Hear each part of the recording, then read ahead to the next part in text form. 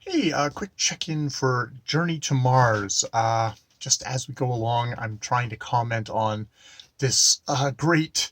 I feel like a fire hose has been just kind of opened up, and it's just pummeling my senses with the great like essays of on the detailed socio political physical material just kind of detail that we are getting from Gustavus W. Pope about this Martian society.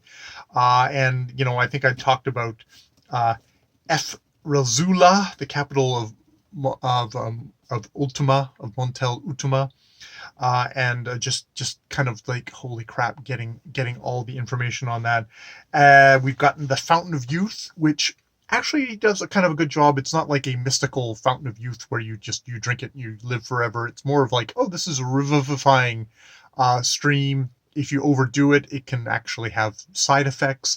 So it's kind of given a quasi kind of scientific thing, even though it's called the Fountain of Youth. Um, and now we have gone to the kind of Luzon. I can't remember its name now. It's the it is the capital of the kind of the opposing state, the state that has been corrupted by the mixing of the races, of mixing of the Plutonians with the Martians. Even though we're going to go meet a minister who is kind of who is actually the kind of the best of that. But at the capital, Zerome, Xerio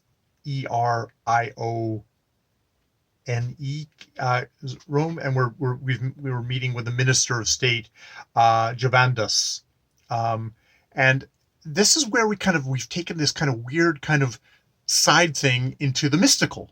I mean, there's been talk about kind of the ether and stuff like that, but at this time, 1894, that's how kind of space and stuff like that was conceived as the ether.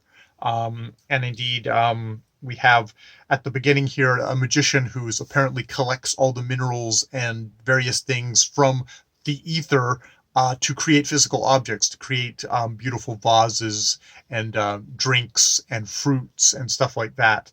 Um, Thaumaturg, the magician, who does these kind of like little party tricks, but also can do bigger party tricks. And then we get into this weird thing where Javandus, in the spirit of the flowers, which I've just read out loud, this thing where he is getting stuff from the other realm, where he's using flowers to kind of just take the very kind of lowest forms of these beautiful creatures, conjured up, using flowers as the medium, and they have to wear these veils because direct exposure would mess you up majorly, would maybe cause you to be, you know, lose contact with reality for many days. And this is the very lowest parts. He says, like, if you were doing in the higher parts in the celestial realm, that you would this would you wouldn't this would destroy you in a way.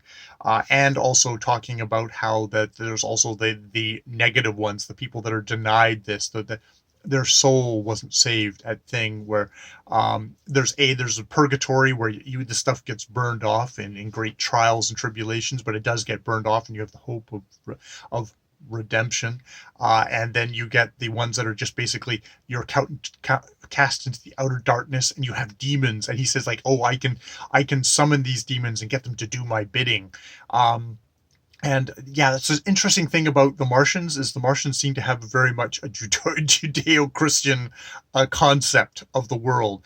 We're talking about Satan, we're talking about the celestial beings, we're talking about paradise, we're talking about seraphims, angels.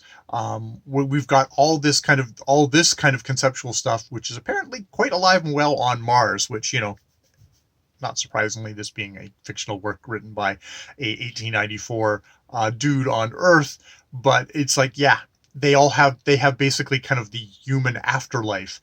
But it's interesting that we've gone from Montel Ultima, kind of the good guys, pure guys, pure race, racism, white supremacy, except it's, you know, it's keeping all the races separate, purity, to this thing where there's this great minister of state who seems to be the one who's holding things together, uh, despite a extremely corrupt. And why are they corrupt? They're corrupt because they've mixed races, aristocracy that's into decadence and stuff like that. We've got this one minister who's holding things together, but he's definitely portrayed as a Faust kind of character with a kind of occult, knows the occult arts. So it's not through science and reason. Up until now, like Montel Ultima has been very much kind of an it's an aristocratic, but very much kind of science-based kind of utopia. And now we've got this side where it's like he's using the dark arts and the occult. And even though he's like considered the best of this particular society, you also get this kind of these dark rumblings that are going on. You can see that this isn't going to be a great thing, as I guess we'll find out, because chapter 41 is going to be about Prince Diovajar, who we've already encountered, who incredibly insulted everybody at the big birthday celebration party for Altafora and Princess and the princess, whose name completely what's it? Good Lord. Princess Sulima has he demanded the first dance and was denied it, so he kind of took off and he shot some rounds over the celebration. And it's like, oh, it's an ultimate insult. And he can't be found. Like the king has apologized for him, but he can't be found, and they want satisfaction. So yes, I guess we'll see how things continue along in this. It is a very it's a good thing that I'm reading it out loud, because I think I would have lost patience with it a long time ago. It's just so much detail. You know that, oh God, each one of these chapters is just going to have so much description. It's an older way of writing, and I can see why maybe Edgar Rice Burroughs is something that people would read 10 books of quite happily, whereas this, it's like I'm doing this one book. I'm not doing the Trip to Venus one, where there will be yet more description, more and more and more description, I'm sure. All right, more videos later.